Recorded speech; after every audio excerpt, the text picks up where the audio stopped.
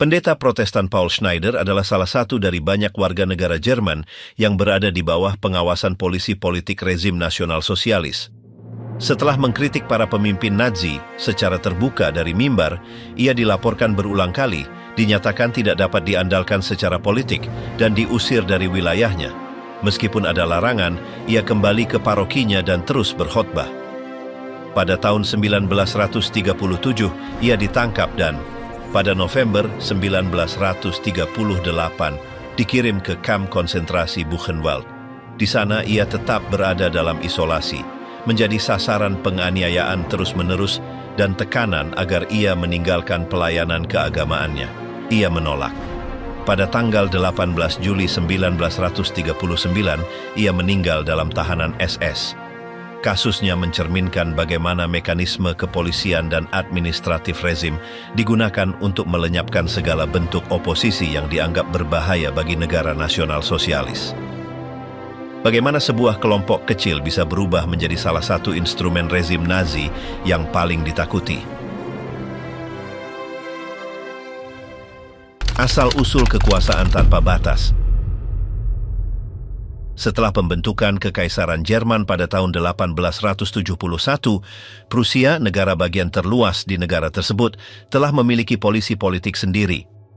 Di bawah arahan Wilhelm Stieber, seorang yuris yang berubah menjadi agen negara, korps ini berspesialisasi dalam pengawasan internal dan intelijen luar negeri. Stieber, yang dikenal sebagai mata-mata utama Bismarck, menetapkan metode infiltrasi yang mengharuskan para agen menjalani kehidupan yang tampak normal untuk memenangkan kepercayaan dari lingkungan yang harus mereka awasi.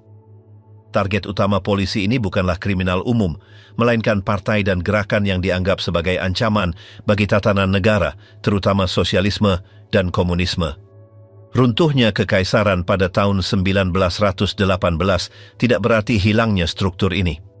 Republik Weimar memutuskan untuk mempertahankan polisi politik, mengorganisir ulangnya di bawah Kementerian Dalam Negeri Prusia. Di bawah berbagai nama yang berbeda, misinya didefinisikan sebagai pencegahan dan pengejaran kejahatan yang bersifat politik. Pada akhir dekade 1920-an, korps ini memiliki ribuan pejabat yang tersebar di seluruh wilayah Prusia, sebagian besar berasal dari polisi kriminal biasa. Selama tahun-tahun terakhir Republik, polisi politik mengawasi kaum komunis maupun Partai Nasional Sosialis yang sedang berkembang. Sebelum tahun 1933, puluhan ribu prosedur hukum dibuka terhadap militan Nazi dan pidato para pemimpin mereka diawasi secara sistematis. Namun, keseimbangan mulai hancur pada tahun 1932 ketika Franz von Papen diangkat sebagai kanselir dan Hermann Göring mengambil alih kendali efektif kepolisian Prusia.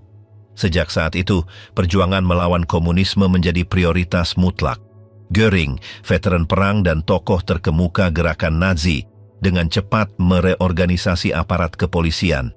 Ia memecat komandan yang dianggap setia kepada demokrasi dan membentuk unit khusus yang didedikasikan secara eksklusif untuk pengejaran sayap kiri. Di Prusia, ia mengandalkan Rudolf Diels, seorang pejabat berpengalaman yang tahu bagaimana beradaptasi dengan cepat terhadap iklim politik baru. Di bawah arahannya, bagian politik yang ada diubah menjadi inti awal dari apa yang segera akan menjadi Gestapo. Sementara itu, di Bayern, Heinrich Himmler dan kolaborator terdekatnya, Reinhard Heydrich, mengembangkan proyek paralel.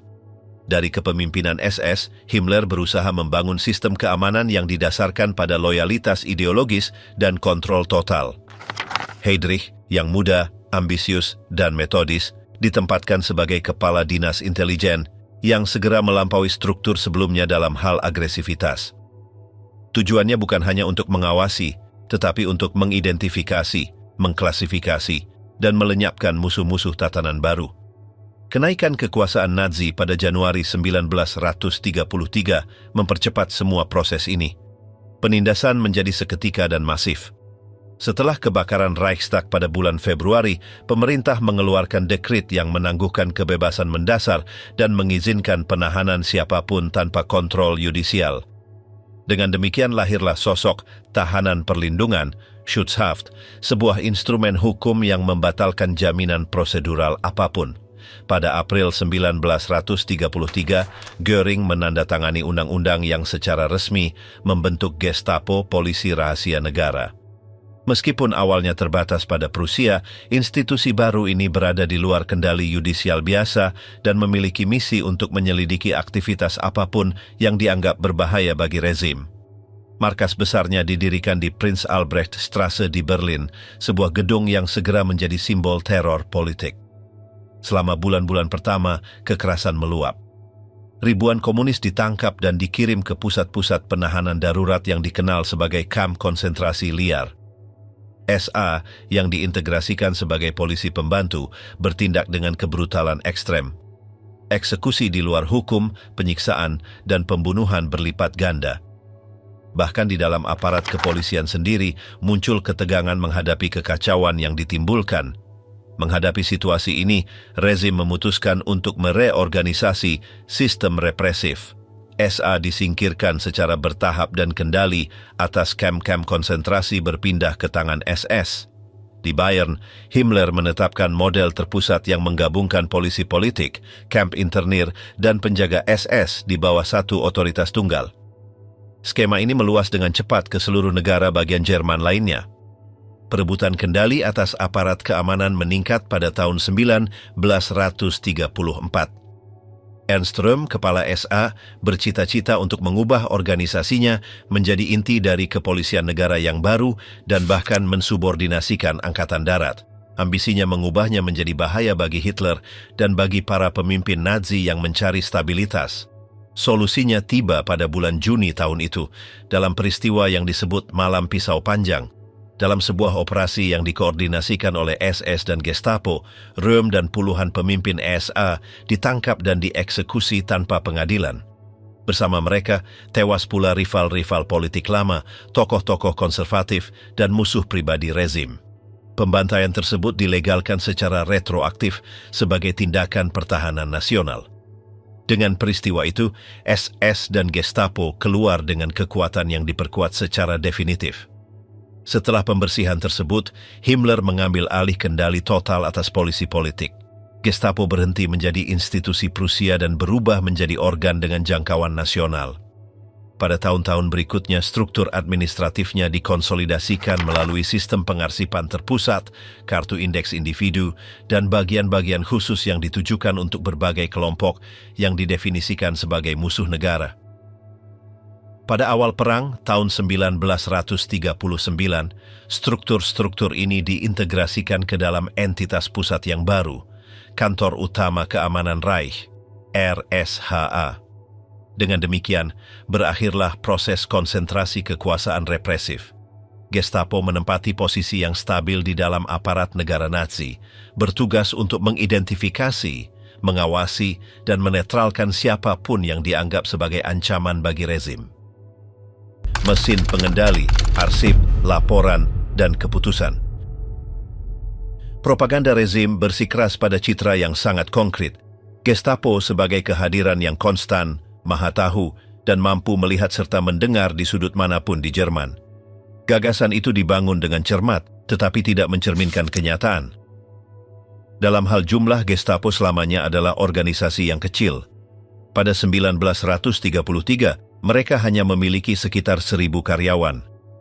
4 tahun kemudian, pada 1937, jumlahnya meningkat menjadi sekitar 6.500.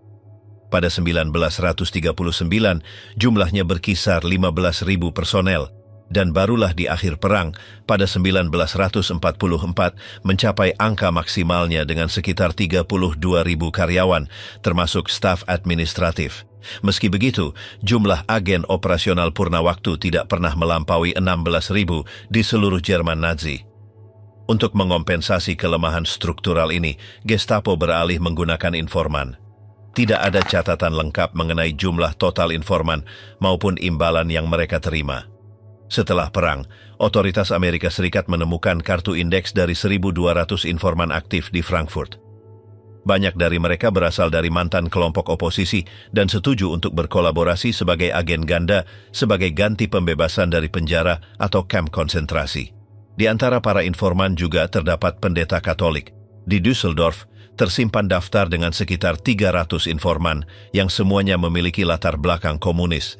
Informasi yang diperoleh melalui saluran ini sangat efektif melawan perlawanan komunis, meskipun Gestapo gagal total dalam mendeteksi plot tanggal 20 Juli 1944 terhadap Hitler. Sejak September 1939, Gestapo diintegrasikan ke dalam kantor 4 dari Reichssicherheitshauptamt, lembaga keamanan pusat Reich yang bermarkas di Berlin. Kantor ini mempekerjakan sekitar 1.500 pejabat dan terbagi menjadi 6 bagian. Satu bagian menangani musuh politik rezim seperti Marxis, komunis, dan oposisi liberal. Bagian lain mengawasi gereja-gereja, sekte agama, Yahudi, dan Mason.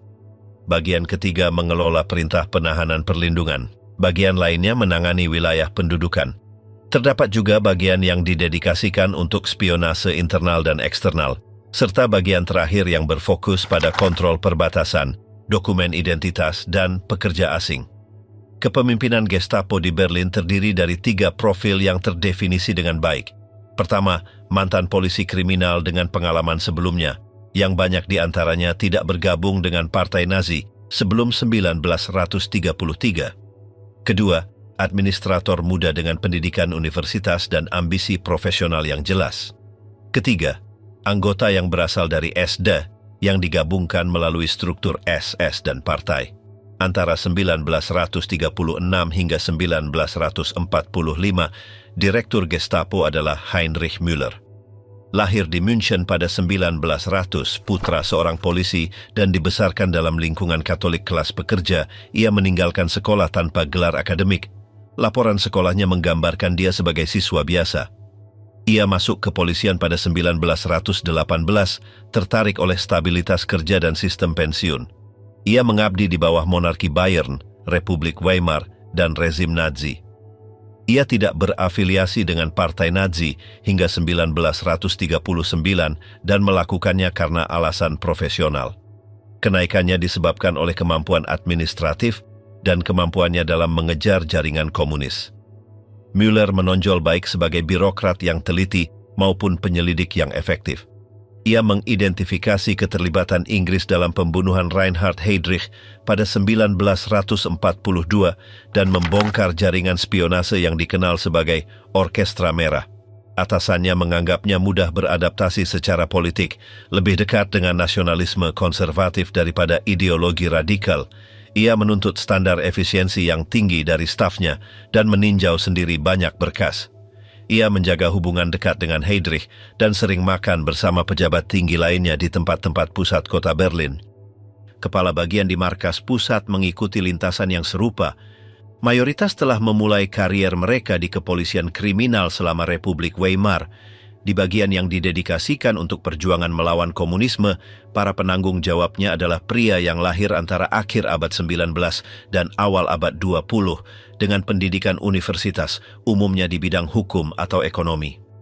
Hanya satu dari mereka yang telah menjadi anggota aktif Partai Nazi sebelum 1933. Bagian yang bertanggung jawab atas urusan agama dan Yahudi mencakup subbagian yang didedikasikan untuk deportasi. Bagian ini dipimpin oleh Adolf Eichmann, lahir pada 1906. Ia tidak memiliki pendidikan universitas maupun pengalaman kepolisian sebelumnya, yang menjadikannya pengecualian dalam hierarki Gestapo. Setelah bergabung dengan SD, ia berspesialisasi dalam urusan Yahudi dan mengorganisir deportasi dari Austria dan Cekoslowakia sebelum mengambil alih kendali departemen terkait di Berlin. Bagian yang paling banyak jumlahnya menangani manajemen administratif penahanan dan berkas. Para penanggung jawabnya berasal hampir secara eksklusif dari kepolisian kriminal. Dalam lingkup inilah disusun pedoman untuk apa yang disebut sebagai interogasi yang diperkuat yang mencakup penggunaan kekerasan fisik. Bagian lain, yang terdiri dari pejabat muda berpendidikan universitas dan memiliki kaitan dengan SD, beroperasi di wilayah pendudukan dan berpartisipasi langsung dalam aksi-aksi Einsatzgruppen. Di tingkat regional, Gestapo memiliki 54 kantor. Kepala kantor mereka sebagian besar adalah pria muda dari kelas menengah, memiliki gelar universitas, dan seringkali menyandang gelar doktor. Mereka biasanya tidak memiliki ikatan dengan komunitas lokal. Setelah melewati kursus khusus di Berlin, mereka memegang kekuasaan pengambilan keputusan yang luas. Mereka menentukan kasus mana yang akan diselidiki, menetapkan berkas, dan memutuskan prioritas. Banyak dari mereka menunjukkan komitmen ideologis yang jelas terhadap rezim. Sebaliknya, para agen lapangan sangatlah berbeda. Mayoritas dari mereka berasal dari lingkungan kelas pekerja atau borjuis kecil. Mereka telah meninggalkan sekolah pada usia 16 tahun dan tidak memiliki pendidikan tinggi. Sebagian besar tidak naik jabatan di dalam organisasi. Banyak polisi yang bergabung sebelum tahun 1933 tetap berada di posisi mereka hingga akhir masa rezim. Selama perang, hanya sebagian kecil yang menyandang pangkat dalam SS. Metode kerja Gestapo mengikuti prosedur yang telah ditentukan. Kasus-kasus biasanya dimulai dari laporan warga, panggilan telepon, atau laporan dari pemimpin partai lokal. Semua laporan diselidiki. Kepala kantor memutuskan agen mana yang akan menangani kasus tersebut. Penyelidik mengumpulkan informasi, memerintahkan penahanan, dan melakukan interogasi. Setiap tahanan difoto, dicatat data pribadinya, dan sebuah berkas individu dibuka yang mencakup data pribadi, latar belakang, pernyataan, serta bukti dokumenter. Arsip-arsip ini bisa mencapai ratusan halaman dan dirancang untuk kemungkinan penggunaan di pengadilan. Interogasi merupakan poros utama dari penyelidikan. Tujuannya adalah untuk mendapatkan pengakuan. Keputusan akhir diambil secara hierarkis dengan intervensi dari jaksa dan otoritas yang lebih tinggi. Meskipun penyiksaan tidak tercantum secara resmi dalam peraturan, hal itu digunakan dalam kasus-kasus tertentu, terutama terhadap kaum komunis dan kelompok lain yang ditargetkan. Terdapat hukuman yang diizinkan, seperti cambukan dengan tongkat bambu, serta metode tidak resmi lainnya yang digambarkan oleh para penyintas setelah perang. Terlepas dari citra kekuasaan absolutnya, Gestapo beroperasi dalam struktur birokrasi yang kompleks, dengan prosedur formal dan rantai komando yang jelas. Efektivitasnya tidak terletak pada jumlah agen, melainkan pada kombinasi laporan warga, kontrol administratif, dan sistem arsip yang memungkinkan pengawasan terhadap sektor populasi yang luas. Tuhan melawan negara, pengawasan terhadap gereja-gereja. Dalam Mein Kampf, Adolf Hitler menyerang keras gereja-gereja Kristen karena menurutnya tidak memahami kepentingan sentral dari apa yang disebut sebagai persoalan Yahudi. Poin 24 dari program Partai Nasional Sosialis mengandung rumusan ambigu mengenai agama yang menuntut kebebasan bagi semua pengakuan iman selama tidak mewakili bahaya bagi negara maupun bertentangan dengan adat istiadat dan moral dari apa yang disebut sebagai ras Jerman. Partai tersebut mengklaim membela kekristenan positif, tanpa terikat pada denominasi tertentu dan menyatakan memerangi apa yang didefinisikannya sebagai materialisme Yahudi baik di dalam maupun di luar barisannya, dengan menegaskan bahwa kesehatan bangsa hanya dapat dicapai jika kesejahteraan umum diutamakan di atas individu. Dalam praktiknya, rezim Nazi bertekad untuk mengurangi pengaruh kekristenan terhadap penduduk Jerman. Sensus tahun 1939 menunjukkan besarnya tantangan tersebut. 95% dari mereka yang tinggal di dalam perbatasan Jerman tahun 1933 menyatakan diri sebagai anggota salah satu dari dua gereja Kristen, sementara hanya 1,5% yang mendefinisikan diri sebagai ateis. Realitas ini membantu menjelaskan mengapa begitu sedikit berkas Gestapo terhadap klerus yang dimulai dari laporan warga sipil pribadi. Setelah berkuasa, Hitler menyatakan secara publik bahwa ia akan melindungi kekristenan sebagai basis moral masyarakat Jerman, meskipun secara pribadi ia mengungkapkan pendapat yang sangat berbeda dengan memastikan bahwa baik Katolik maupun Protestan tidak memiliki masa depan bagi orang Jerman dan bahwa tidak mungkin menjadi seorang Kristen sekaligus orang Jerman pada saat yang sama. Dalam sebuah catatan harian bertanggal 29 Desember 1939, Joseph Goebbels menggambarkan Hitler sebagai orang yang sangat religius, tetapi sepenuhnya memusuhi kekristenan, yang ia anggap sebagai tanda dekadensi dan turunan dari Yudaisme, sesuatu yang menurutnya dapat dilihat tercermin dalam kemiripan ritus mereka. Pada tanggal 23 Maret 1933 dalam pidato di depan para deputi Reichstag, Hitler mengadopsi nada damai terhadap gereja-gereja Kristen, memastikan bahwa pemerintah nasional mengakui kedua denominasi tersebut sebagai faktor esensial bagi stabilitas sosial, bahwa ia akan menghormati perjanjian yang ada dengan gereja-gereja dan negara-negara bagian, serta akan menjamin pengaruh mereka dalam pendidikan dan kehidupan publik, mempromosikan kerja sama yang tulus antara gereja dan negara. Untuk menenangkan umat Katolik, negosiasi dengan Vatikan dimulai dan berujung pada penandatanganan Konkordat pada tanggal 20 Juli 1933, yang ditandatangani di Roma oleh Wakil Kanselir Franz von Papen atas nama pemerintah Jerman dan oleh Monsignor Eugenio Pacelli yang mewakili Takhta Suci. Manifestasi publik tentang toleransi ini menyembunyikan agenda yang sangat berbeda. Gereja-gereja Kristen harus tunduk pada keseragaman yang dituntut oleh rezim atau menghadapi penganiayaan progresif. Gestapo, di bawah perintah langsung Reinhard Heydrich, menerima instruksi untuk menyiapkan rencana yang ditujukan guna menanggapi setiap tanda perbedaan pendapat keagamaan. Penolakan Heydrich terhadap gereja sangat mendalam, dan Heinrich Himmler berbagi kebencian tersebut meskipun di depan publik ia mencoba mempresentasikan SS sebagai organisasi yang menghormati hal-hal sakral, membedakan antara agama dan disiplin ideologis yang ia tuntut dari anak buahnya. Meskipun Gestapo memimpin serangan terhadap pengaruh Kristen, mereka menghindari campur tangan langsung dalam upacara keagamaan. Sebuah surat edaran yang dikirim ke kantor-kantor Gestapo di Bayern pada tanggal 6 Mei 1935 memerintahkan untuk mengawasi dengan saksama aktivitas para klerus, tetapi melarang intervensi apapun selama kebaktian berlangsung dan hanya menuntut laporan segera mengenai hal-hal yang relevan. Gereja Evangelis Protestan mewakili sekitar 40 juta orang, kira-kira 66% dari populasi, dan terorganisir dalam 28 gereja regional Lutheran dan Calvinis dengan otonomi luas. Banyak pendeta mempertahankan tradisi kesetiaan yang kuat kepada negara dan telah memusuhi Republik Weimar. Pada tahun 1933, sekitar 40% klerus evangelis adalah anggota Partai Nazi. Dalam konteks ini muncullah gerakan yang disebut Kristen Jerman yang terdiri dari sekitar 3.000 dari 17.000 pendeta Protestan yang membela pembentukan gereja Reich yang tersentralisasi dan selaras dengan nasional sosialisme serta mengecualikan klerus yang dianggap non-Arya. Dalam pemilihan gerejawi Juli 1933, kelompok ini memperoleh 75% suara dan berhasil menguasai banyak gereja regional. Ludwig Müller diangkat sebagai uskup Reich.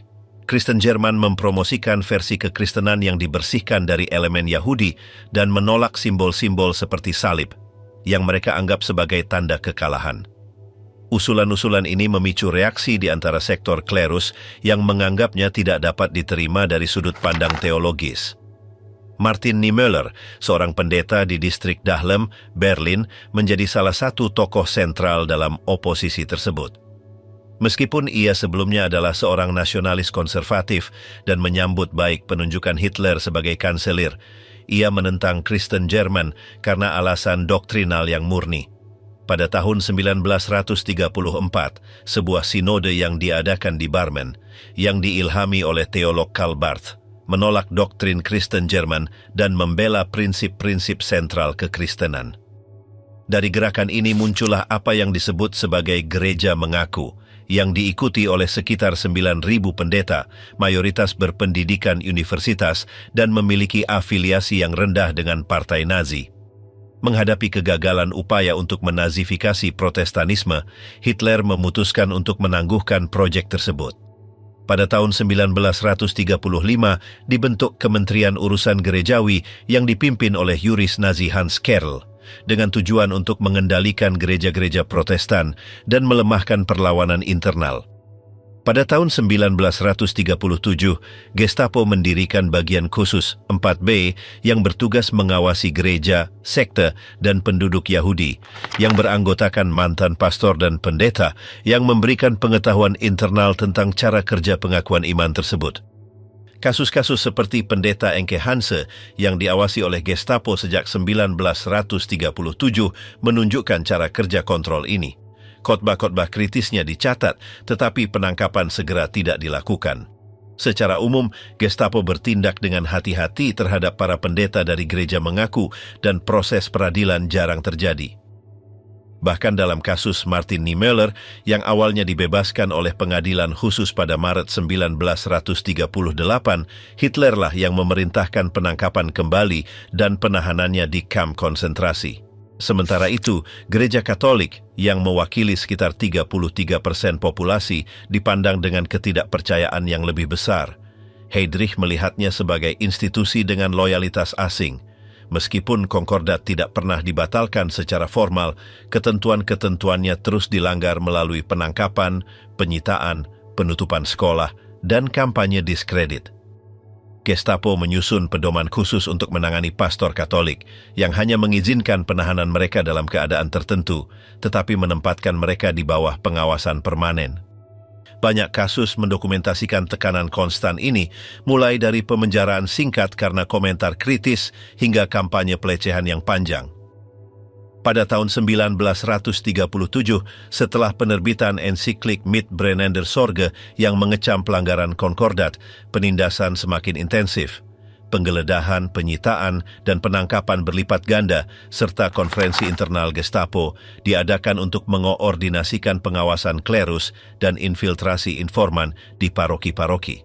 Mulai tahun 1939, kebijakan rezim berfluktuasi antara penindasan dan kehati-hatian, terutama selama perang, ketika Hitler takut akan konflik terbuka dengan gereja-gereja. Namun demikian, Gestapo tetap melakukan pengawasan konstan, menyusun laporan berkala, dan terus bertindak terhadap klerus yang dianggap berbahaya, termasuk pastor yang terlibat dalam kecaman terhadap eutanasia, kritik terhadap jalannya perang, atau pembelaan publik terhadap orang Yahudi. Kelompok agama minoritas diperlakukan dengan jauh lebih keras. Saksi-saksi Yehua yang dilarang sejak bulan-bulan pertama rezim dikejar secara sistematis. Gestapo menganggap mereka sangat memusuhi negara karena menolak untuk memberi hormat kepada Hitler, bertugas di tentara, atau berpartisipasi dalam organisasi Nazi. Ribuan orang dipenjara, dikirim ke kamp konsentrasi, dan dikenakan hukuman ekstrem, dengan banyak dari mereka lebih memilih mati daripada melepaskan iman mereka. Berkas-berkas Gestapo menunjukkan interogasi, penahanan berulang kali, dan pemindahan ke kamp-kamp seperti Sachsenhausen dan Buchenwald, di mana saksi-saksi Yehua diidentifikasi dengan segitiga ungu dan dikenakan kerja paksa serta hukuman teladan. Pengawasan dan penindasan tetap dipertahankan hingga akhir rezim, dengan instruksi jelas untuk menahan kembali setiap anggota yang dibebaskan jika mereka melanjutkan praktik keagamaan mereka. Komunisme di bawah tahanan, penindasan politik total. Pada tanggal 13 Mei 1943, aktivis muda komunis Walter Husemann menulis surat perpisahan kepada ayahnya di hari yang sama ia akan dieksekusi. Di dalamnya ia menyatakan bahwa ia mati dengan cara yang sama seperti ia hidup, sebagai pejuang dalam perjuangan kelas, dan menegaskan bahwa hanya ketika tiba saatnya untuk menumpahkan darah, barulah terbukti apakah seseorang benar-benar seorang komunis. Orang-orang seperti Husemann membentuk kelompok politik yang paling sistematis dianiaya oleh rezim Nazi. Mempertahankan militansi komunis aktif tanpa dilaporkan ke Gestapo adalah hal yang sangat sulit. Antara 1933 hingga 1945, mayoritas aktivis komunis melewati penjara atau kamp konsentrasi, di mana mereka menjadi sasaran penyiksaan, pemukulan, dan tekanan psikologis. Pada tahun 1933 saja, sekitar 60.000 orang komunis ditangkap dan sekitar 2.000 orang tewas. Sebelum Hitler berkuasa, Jerman memiliki partai komunis terbesar di luar Uni Soviet. Didirikan pada tahun 1919, Partai Komunis Jerman, KPD, muncul sebagai suara radikal dari sektor luas proletariat industri. Partai ini dipimpin oleh Ernst Thälmann, sosok karismatik dan lugas yang dipandang sebagai perwakilan sejati kelas pekerja. Pada Januari 1933, partai ini memiliki sekitar 360.000 anggota resmi, dengan usia rata-rata 30 tahun, yang membuktikan pengaruh kuatnya di kalangan pemuda di pusat-pusat industri besar. Karyawan administratif, profesional, dan pegawai negeri hampir tidak mewakili 1/10 dari militansi mereka. Kehadiran perempuan pun terbatas. Pada tahun 1929, hanya 17% anggota adalah perempuan, hal yang juga tercermin dalam proses peradilan perlawanan komunis, di mana partisipasi mereka sangat minim. Pimpinan KPD menjaga kontak permanen dengan rezim Soviet dan internasional komunis. Seringkali diklaim bahwa partai tersebut bertindak murni sebagai instrumen Stalin dan menerima pendanaan langsung dari Moskow. Namun, catatan resmi partai tidak mencerminkan transfer ekonomi yang berasal dari Uni Soviet, karena pendanaan mereka berasal dari iuran, donasi, dan penjualan pers. Setelah Perang Dunia Pertama, kelas pekerja Jerman terpecah sangat dalam. Kolaborasi Partai Sosial Demokrat (SPD) dengan korps paramiliter sayap kanan dan tentara untuk menumpas pemberontakan Spartakis tahun 1919 yang berakhir dengan pembunuhan Karl Liebknecht dan Rosa Luxemburg menciptakan retakan yang tidak bisa diperbaiki. Bagi kaum komunis, SPD kemudian dilabeli sebagai sosial fasis. Perpecahan ini secara meyakinkan melemahkan sayap kiri dan memfasilitasi kebangkitan Hitler. Kaum komunis memandang kaum sosial demokrat sebagai reformis yang mapan di dalam sistem, sementara mereka menganggap militan KPD sebagai fanatik sektarian yang melayani Stalin. Pada hari yang sama ketika Hitler naik ke kekuasaan, KPD menyebarkan pamflet yang mencap pemerintahannya sebagai diktatur fasis terbuka dan menyerukan pemogokan massal. Banyak aktivis percaya bahwa pemerintahan baru tersebut akan runtuh dengan cepat. Pada 7 Februari 1933, Thälmann menyatakan dalam sebuah pidato bahwa hanya revolusi yang dapat menggulingkan rezim, meskipun ia ragu hal itu akan terjadi. Kebakaran Reichstag pada tanggal 27 Februari 1933 memberikan dalih ideal bagi rezim untuk melepaskan gelombang kekerasan yang belum pernah terjadi sebelumnya terhadap komunisme. Pada malam yang sama, sekitar 10.000 orang ditangkap. Pers komunis ditutup dan semua kegiatan publik dilarang.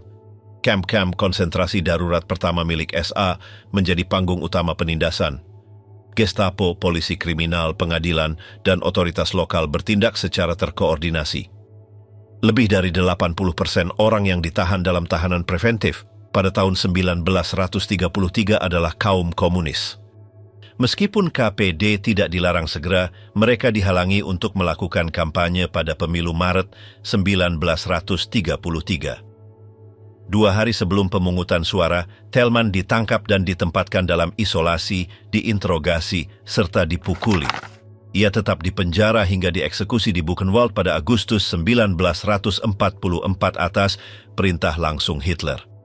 Terlepas dari kekerasan ekstrim dalam kampanye tersebut, KPD memperoleh lebih dari 4,8 juta suara yang mencerminkan keteguhan basis pekerjanya. Setelah pelarangan resminya pada Juli 1933, partai tersebut menyerukan untuk melanjutkan perlawanan. Propaganda tertulis menjadi instrumen utama perjuangan. Jutaan pamflet dan surat kabar gelap beredar di Jerman, banyak di antaranya dicetak di luar negeri dan kemudian dimasukkan secara ilegal. Gestapo menyita lebih dari 1 juta pamflet pada tahun 1934 saja dan 1,5 juta lainnya pada tahun 1935. Meskipun ada aktivitas intens ini, distribusi massal propaganda ternyata menjadi bumerang karena banyak penerima menyerahkan materi tersebut kepada polisi. Penggerebekan, eksekusi mati tanpa pengadilan, dan infiltrasi informan menghancurkan struktur partai. Hanya dalam 6 bulan, gerakan buruh komunis menjadi sangat lemah. Para pimpinan dibunuh di penjara atau dipaksa ke pengasingan. Ribuan orang melarikan diri ke Prancis, Belgia, Belanda, dan terutama ke Uni Soviet. Di sana, alih-alih menemukan tempat perlindungan, banyak yang menjadi korban pembersihan Stalinis. Mayoritas tidak pernah kembali. Selama tahun-tahun berikutnya, perlawanan komunis terfragmentasi dan mengadopsi bentuk-bentuk yang semakin individual. Gestapo meningkatkan pengawasan dan semakin bergantung pada laporan yang berasal dari lingkungan sosial itu sendiri. Percakapan di pabrik, bar, atau rumah pribadi dapat memicu penyelidikan menyeluruh. Kasus-kasus yang terisolasi menunjukkan mulai dari hukuman berat hingga pengampunan yang mengejutkan, tergantung pada catatan sejarah terdakwa sebelumnya dan evaluasi tingkat bahaya yang ia wakili bagi komunitas nasional. Dengan dimulainya perang dan meningkatnya kerja paksa, muncul titik-titik konflik baru. Kaum komunis mencoba memengaruhi pabrik-pabrik dan proyek pertahanan, mempromosikan perlambatan kerja, sabotase, dan protes buruh. Gestapo bereaksi dengan penangkapan selektif, interogasi massal, dan kontrol yang semakin ketat terhadap populasi pekerja serta jutaan pekerja asing yang dipindahkan ke Jerman. Setelah invasi ke Uni Soviet pada tahun 1941, aktivitas komunis bawah tanah mengalami peningkatan terbatas. Kelompok-kelompok kecil muncul kembali, distribusi propaganda dimulai lagi, dan kontak dengan pekerja asing diperkuat. Gestapo menanggapi dengan memperluas aparat represifnya, menyelidiki secara teliti setiap kecurigaan kolaborasi, sabotase, atau penyimpangan ideologis. Terlepas dari penindasan yang konstan, komunisme tidak sepenuhnya diberantas dari lingkungan pekerja. Namun, kasus-kasus yang terdokumentasi menunjukkan bahwa Gestapo bertindak dengan kekerasan khusus terhadap mereka yang memiliki latar belakang politik yang jelas.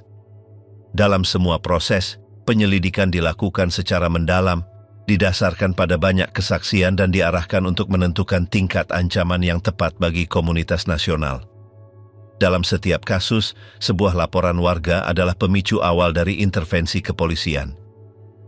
Ketika tetangga memberi petunjuk. Analisis terhadap lebih dari 200 laporan warga yang tersimpan di arsip Düsseldorf menunjukkan bahwa dalam 37% kasus, motivasi utamanya bukanlah ideologi, melainkan penyelesaian konflik pribadi. Bagi mereka yang dilaporkan, pertahanan terbaik adalah dengan meragukan kredibilitas pelapor. Agen Gestapo mengembangkan kemampuan tertentu untuk mendeteksi motif tersembunyi di balik banyak laporan tersebut. Meskipun demikian, jarang sekali pelapor menerima konsekuensi, bahkan ketika tuduhan tersebut terbukti palsu. Namun, ada pengecualian. Di sebuah kota kecil di Bayern, setelah sesi minum yang panjang di sebuah kedai bir, seorang pria diperas oleh seorang militan partai yang mengancam akan melaporkannya atas ucapan-ucapan yang diduga diucapkannya saat tidur karena mabuk. Pemeras tersebut akhirnya ditangkap, diadili, dan dijatuhi hukuman mati ketika korban melaporkan upaya pemerasan tersebut. Kerangka hukum yang memungkinkan terciptanya iklim ini ditetapkan sejak dini. Pada tanggal 21 Maret 1933, diundangkan apa yang disebut sebagai Dekret untuk Perlindungan Gerakan Nasionalis terhadap serangan jahat kepada pemerintah. Dekret ini menghukum dengan pidana penjara bagi siapapun yang menyebarkan pernyataan yang dianggap palsu atau berlebihan yang dapat merugikan Reich, pemerintah daerah, atau organisasi yang mendukungnya. Dalam kasus yang dianggap serius, hukuman kerja paksa pun dipertimbangkan. Pada Desember 1934, sebuah undang-undang baru memperluas ketentuan ini dan memasukkan setiap komentar yang dianggap sebagai provokasi terhadap tokoh-tokoh negara atau partai sebagai tindak pidana. Kemudian, Statuta Pegawai Negeri Sipil tahun 1937 mewajibkan semua pegawai negara untuk melaporkan aktivitas yang bertentangan dengan negara kepada Gestapo. Secara kolektif, aturan-aturan ini mendorong warga untuk melaporkan setiap komentar kritis terhadap rezim. Meskipun terdapat persepsi yang berkembang di kemudian hari, tidak terjadi banjir laporan warga yang tak terkendali. Antara tahun 1933 hingga 1939, Pengadilan Khusus di München menangani sedikit lebih dari 4.000 kasus di bawah undang-undang ini, dan hanya sebagian kecil yang berakhir dengan hukuman. Pada tahun 1937, tercatat sedikit lebih dari 17.000 kasus komentar jahat di seluruh wilayah Reich, sebuah angka yang tinggi, tetapi jauh dari apa yang digembar-gemborkan oleh propaganda. Sebuah kasus tipikal dimulai pada September 1933 di sebuah pabrik tembaga di Duisburg. Seorang pekerja melaporkan mandornya, Heinrich Fitt, karena menolak melakukan salam Nazi, menghalangi para buruh mendengarkan pidato radio kepemimpinan, dan mengekspresikan opini yang menghina rezim. Gestapo menginterogasi beberapa karyawan dan mengumpulkan kesaksian yang mempresentasikan Veit sebagai elemen yang bermasalah. Ia ditahan dan dikirim ke kamp konsentrasi di bawah tahanan preventif. Namun, saudara laki-laki, pengacara, dan manajemen perusahaannya menyerahkan surat-surat yang menggambarkannya sebagai veteran perang yang mendapatkan penghargaan, seorang konservatif, anti-komunis, dan setia kepada Jerman, meskipun kurang bersedia mengadopsi cara-cara baru. Setelah mengevaluasi dukungan-dukungan ini, Gestapo membebaskannya tanpa tuduhan setelah memintanya menandatangani pernyataan kesetiaan. Kasus ini menunjukkan bahwa keputusan keras sekalipun dapat dibatalkan jika terdakwa sesuai dengan citra warga negara yang terhormat. Bukan hal yang biasa bagi bawahan untuk melaporkan atasan, tetapi hal itu terjadi dalam kasus ini karena tuduhan disalurkan melalui organisasi partai di dalam pabrik. Bahkan ada warga negara yang berani melaporkan penyalahgunaan yang dilakukan oleh agen. Pada tahun 1934, seorang pria melaporkan 2 anggota Gestapo karena menyerangnya setelah terjadi perselisihan di sebuah restoran. Penyelidikan berlangsung ekstensif dengan versi yang saling bertentangan dan berakhir tanpa sanksi bagi pihak manapun. Pelapor terus bertahan selama berbulan-bulan, menulis surat kepada pejabat tinggi rezim dan pergi ke pengadilan sipil, namun tanpa keberhasilan. Laporan warga juga dapat menandai seseorang selama bertahun-tahun.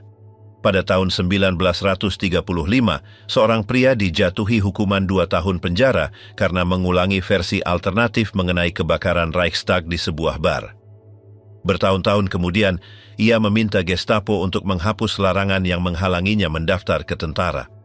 Dalam suratnya, ia mempresentasikan dirinya sebagai patriot yang setia.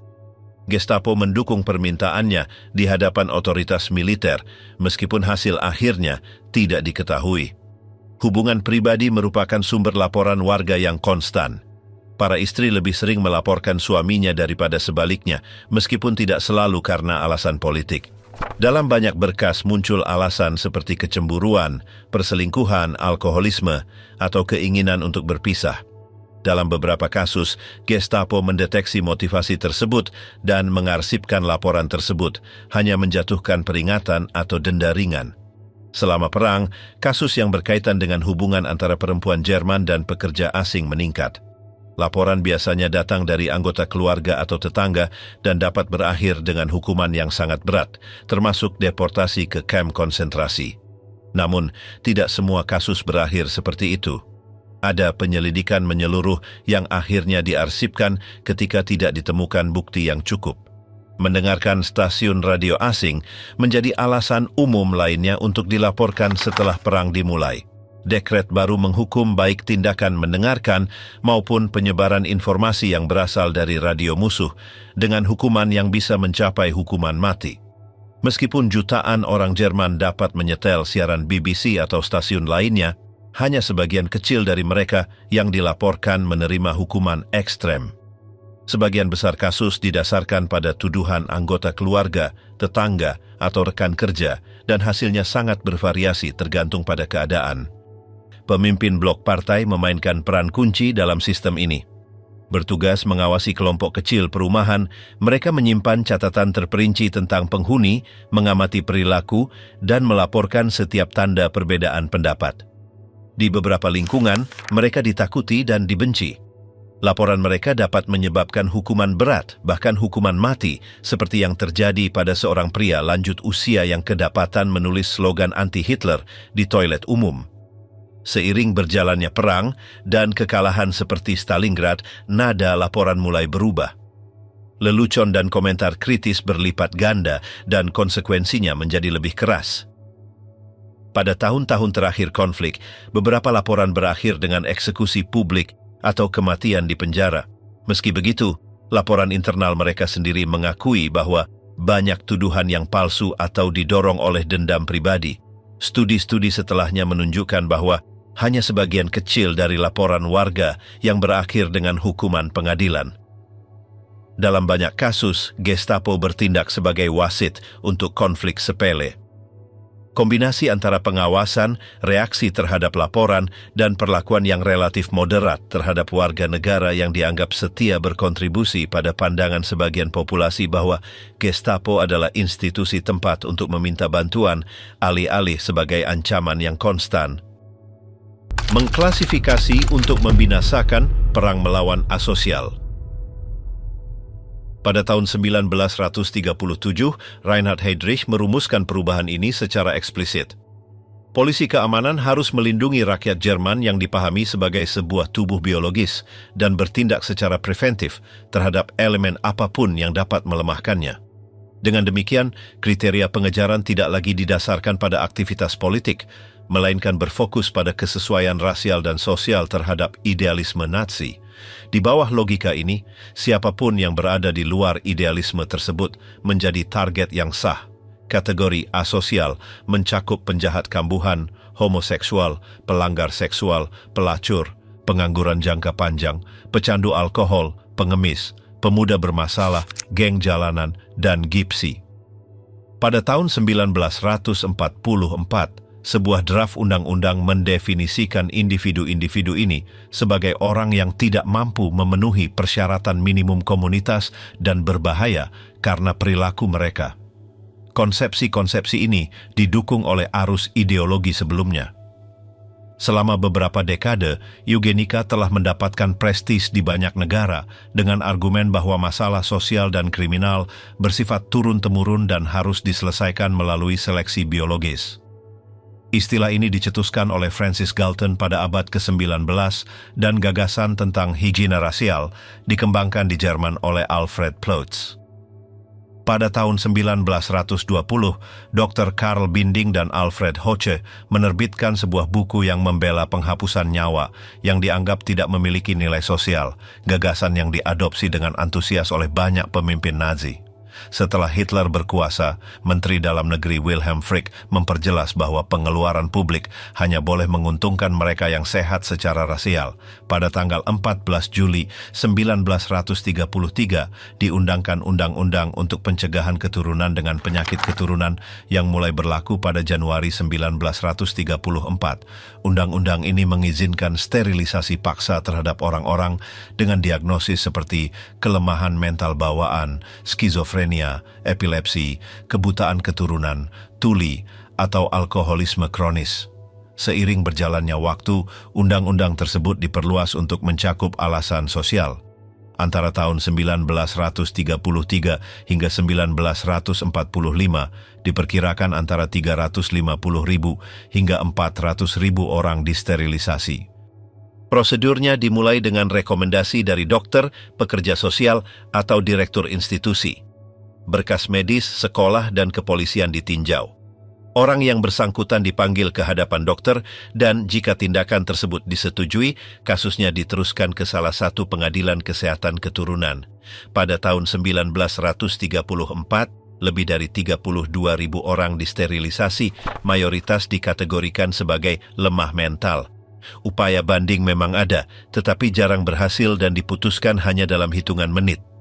Operasi-operasi tersebut menyebabkan ribuan kematian akibat komplikasi. Banyak dokter bertindak dengan semangat yang berlebihan. Beberapa menominasikan pasien karena memiliki anak di luar nikah atau karena perilaku yang dianggap tidak bermoral. Pada tahun 1937, tes pengetahuan umum bahkan diperkenalkan untuk memutuskan sterilisasi. Orang miskin adalah yang paling terdampak, sementara mereka yang memiliki sumber daya dapat membela diri secara hukum. Kategori-kategori tersebut menjadi begitu elastis, sehingga secara praktis, siapapun bisa masuk ke dalamnya. Pengemis dan gelandangan dianggap sebagai contoh klasik dari kaum asosial. Semua tunawisma diwajibkan membawa catatan pergerakan. Mereka yang tidak menunjukkannya akan ditangkap dan dikirim ke kamp konsentrasi. Pada tahun 1933, sebuah penggerebekan massal menangkap 100.000 gelandangan. Meskipun banyak yang dibebaskan karena kurangnya tempat, gagasan untuk menghapus hak mereka untuk hidup dibahas secara terbuka di dalam pemerintahan. Penjahat kambuhan juga diperlakukan dengan kekerasan yang ekstrem. Undang-Undang tahun 1933 melawan kriminal berbahaya mengizinkan penahanan preventif tanpa batas dan hukuman retroaktif hingga 15 tahun. Untuk pelanggar seksual pengebirian diizinkan. Ribuan orang dikenakan tindakan ini. Sejak 1937, penggerebekan besar-besaran membawa ribuan penjahat kambuhan ke penjara atau camp di mana banyak yang meninggal. Selama perang, kebijakan ini diintensifkan dan berujung pada program pemusnahan rahasia melalui kerja paksa. Pengangguran jangka panjang menjadi target lainnya. Pada 1938, Himmler memerintahkan penggerebekan nasional terhadap mereka yang dianggap enggan bekerja. Ribuan orang ditangkap dan dikirim ke kamp-kamp seperti Flossenbürg, Mauthausen, dan Neuengamme. Di kamp-kamp tersebut, kaum asosial mengenakan tanda segitiga hitam.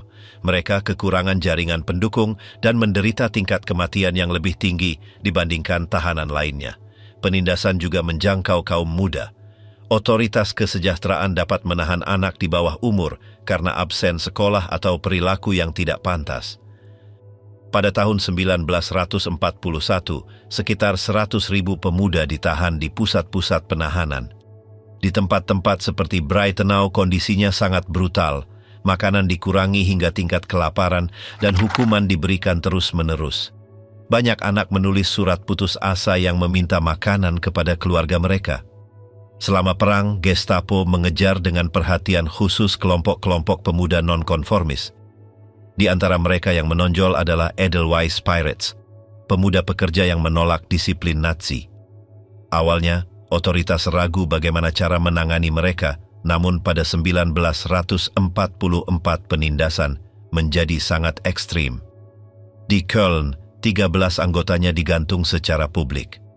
Fenomena lainnya adalah pemuda swing dan jazz yang berasal dari latar belakang berkecukupan yang mengorganisir pesta-pesta gelap. Mereka bukanlah militan politik, tetapi budaya Anglo-Saxon mereka membuat mereka menjadi tersangka. Pelacur didefinisikan sebagai bahaya rasial dan kesehatan. Setelah fase awal penindasan, rezim mengadopsi sikap yang ambigu. Rumah bordil yang diatur dilegalkan dan para perempuan tersebut dikenakan kontrol medis.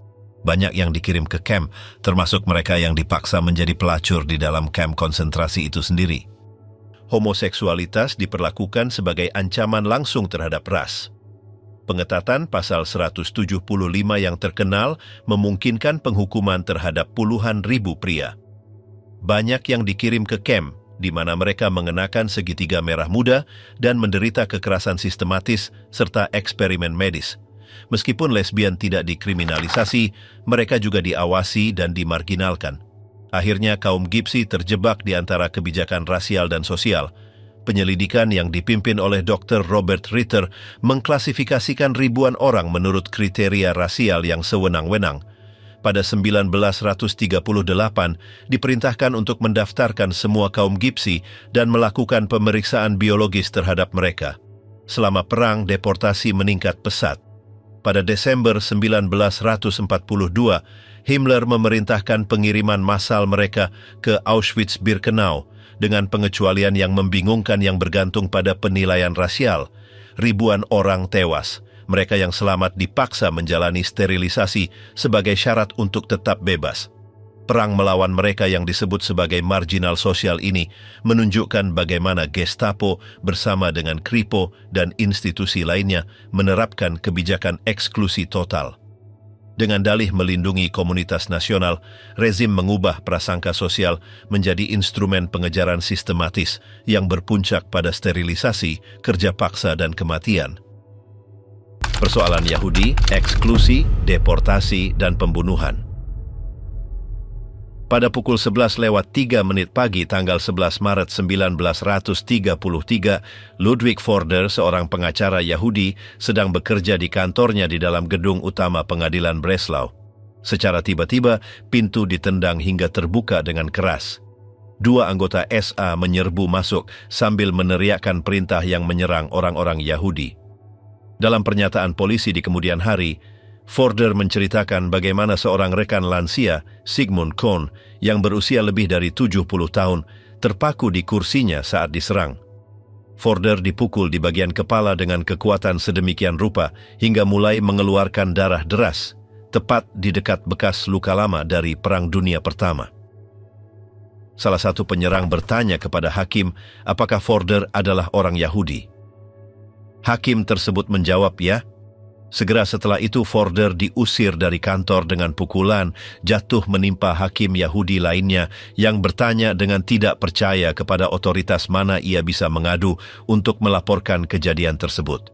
Forder menyadari saat itu bahwa tidak ada lagi instansi tempat untuk meminta pertolongan. Episode seperti ini menimbulkan dampak mendalam bagi komunitas Yahudi Jerman. Orang Yahudi merupakan minoritas yang sangat kecil. Antara 1871 dan 1931, jumlah mereka tidak pernah melampaui sedikit lebih dari 1% populasi. Pada 1933, terdapat sekitar 525.000 orang Yahudi yang tinggal di Jerman, dengan 144.000 diantaranya tinggal di Berlin. Pada 1939, angka tersebut menurun menjadi sekitar 300.000. Antara 1940 hingga 1944, lebih dari 130.000 Yahudi Jerman dideportasi ke kamp kerja paksa dan pemusnahan di Polandia. Diperkirakan sekitar 160.000 Yahudi Jerman tewas dalam Holocaust. Mereka yang selamat melakukannya terutama berkat pernikahan campur atau karena merupakan anak dari pernikahan tersebut. Kehadiran Yahudi di wilayah Jerman telah berlangsung sejak berabad-abad lalu dan telah melewati periode penganiayaan yang berulang. Konstitusi Jerman tahun 1871 memberi mereka kewarganegaraan penuh, bahkan mengizinkan perpindahan agama ke Kristen.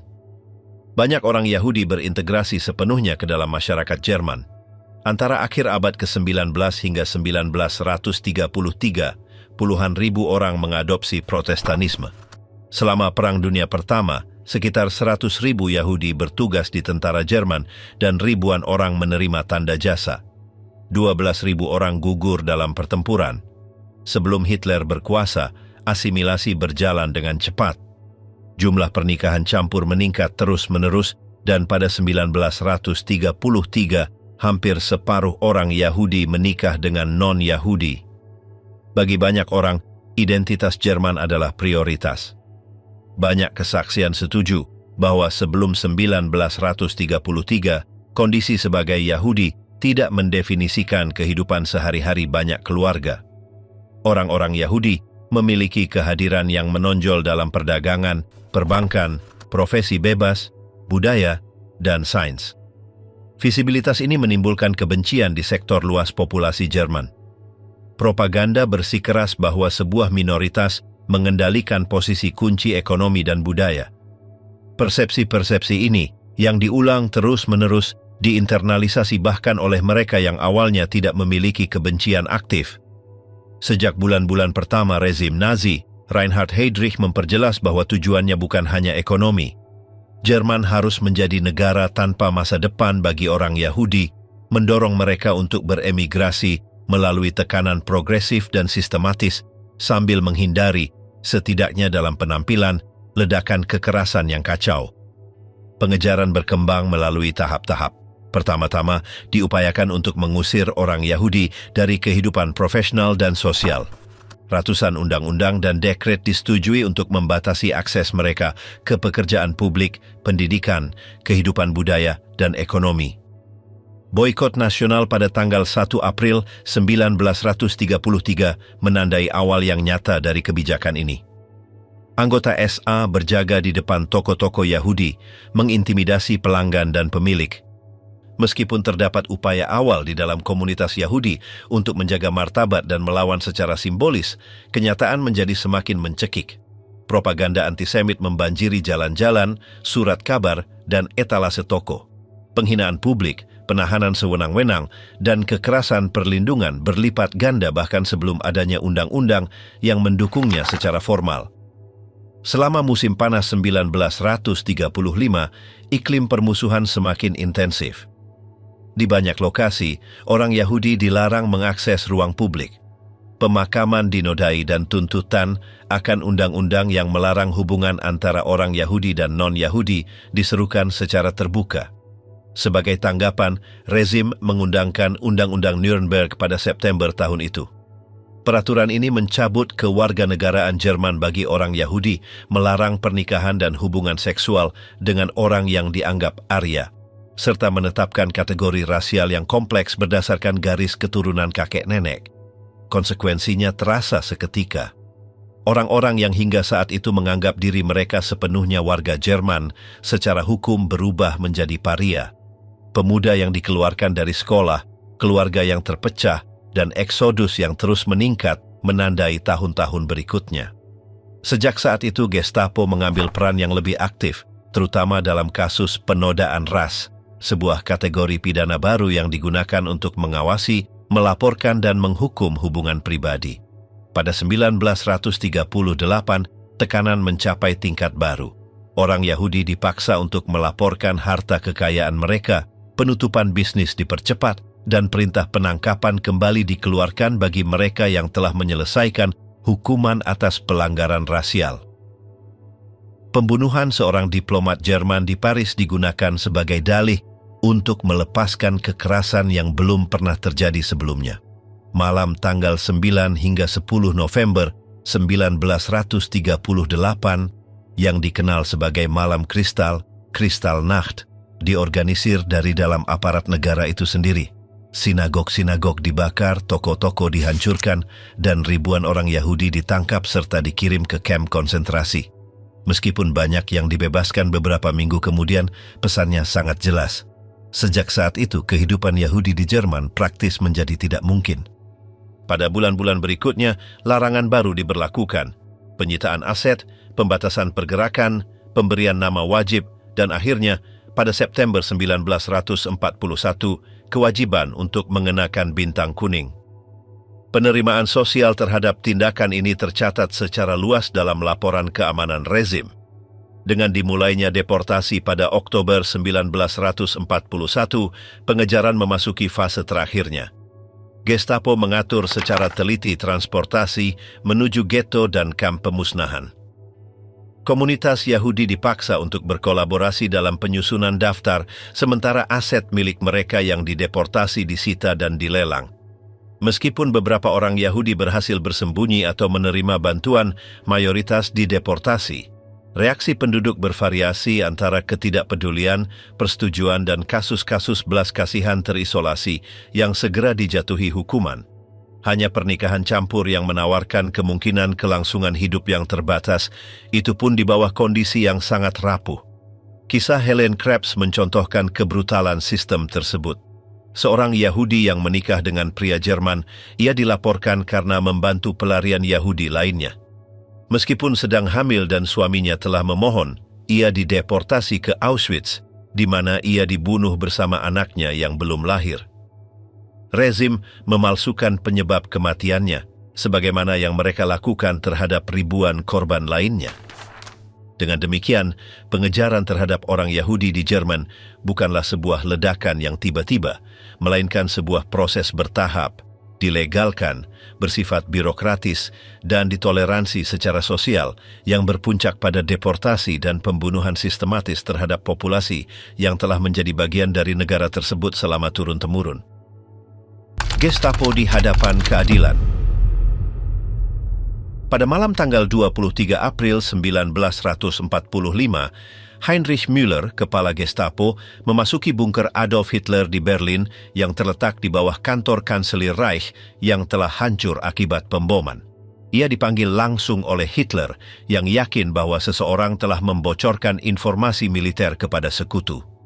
Müller segera memulai penyelidikan dan menyimpulkan bahwa pelakunya pastilah seseorang yang memiliki kebebasan bergerak untuk keluar masuk bunker tanpa menimbulkan kecurigaan. Tersangka utamanya adalah Jenderal SS Hermann Fegelein, suami dari Gretel Braun, saudara perempuan Eva Braun, dan sekutu dekat Heinrich Himmler. Fegelein telah absen dalam 6 pertemuan militer terakhir. Setelah ditemukan di Berlin, ia ditangkap, diinterogasi singkat dan mengaku. Pada tanggal 28 April, ia dieksekusi mati di taman kantor kanselir. Itu adalah penyelidikan terakhir yang dipimpin oleh Mueller. Ia terlihat hidup untuk terakhir kalinya pada tanggal 2 Mei 1945 saat keluar dari reruntuhan di sekitar bunker. Sejak saat itu ia menghilang. Nasib akhir Heinrich Müller tidak pernah terungkap secara jelas. Penjelasan yang paling banyak diterima adalah bahwa ia tewas dalam pemboman Uni Soviet. Dokumen identitasnya ditemukan pada sebuah mayat dan dimakamkan di sebuah pemakaman di Berlin oleh anggota SS Walter Lüders. Terdapat sertifikat kematian bertanggal 15 Desember 1945 yang menyatakan bahwa ia tewas dalam tugas. Namun, beberapa pihak meragukan versi ini. Pemburu Nazi, Simon Wiesenthal, berpendapat bahwa Müller berhasil melarikan diri dan hidup dengan identitas palsu, kemungkinan di Uni Soviet atau Amerika Selatan. Pada tahun 1963, otoritas Jerman Barat menggali makam yang diklaim sebagai milik Müller. Pemeriksaan forensik mengungkapkan bahwa peti mati tersebut berisi sisa-sisa dari 3 orang yang berbeda, dan tidak ada satupun di antaranya adalah Müller. Heinrich Himmler juga meninggalkan bunker pada tanggal 23 April 1945. Sementara Hitler tetap terkurung, Himmler mencoba merundingkan perdamaian terpisah dengan sekutu. Ia menggunakan diplomat Swedia, Folke Bernadotte, sebagai perantara, namun usulan tersebut ditolak. Ia kemudian melarikan diri ke arah wilayah Flensburg dengan dokumen palsu atas nama Heinrich Hitzinger. Ia mencukur kumisnya, berpakaian sipil, melepas kacamata, dan mencoba menyembunyikan identitasnya. Ia ditangkap oleh pasukan Inggris di sebuah pos pemeriksaan jalan dan dipindahkan ke kamp tahanan di Lüneburg. Tak lama setelah penangkapannya, ia tewas dalam tahanan sekutu tanpa sempat hadir di pengadilan. Arsitek utama sistem teror Nazi tersebut pun terhindar dari pengadilan apapun. Mayoritas pejabat tinggi Gestapo ditangkap setelah perang berakhir. Adolf Eichmann adalah sebuah pengecualian. Ditahan sebentar di kamp Amerika, ia berhasil melarikan diri.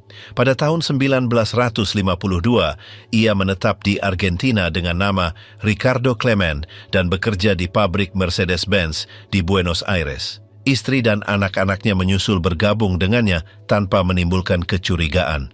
Para pemimpin utama Nazi diadili dalam sebuah proses tunggal di hadapan Pengadilan Militer Internasional di Nuremberg. Dasar hukum pengadilan tersebut ditetapkan di London pada musim panas 1945. Dakwaan dibagi menjadi 3 kategori: kejahatan terhadap perdamaian, kejahatan perang, dan kejahatan terhadap kemanusiaan. Persidangan berlangsung antara November 1945 hingga Oktober 1946 dengan lebih dari 400 sesi publik. Persidangan dipimpin oleh Hakim Inggris, Geoffrey Lawrence.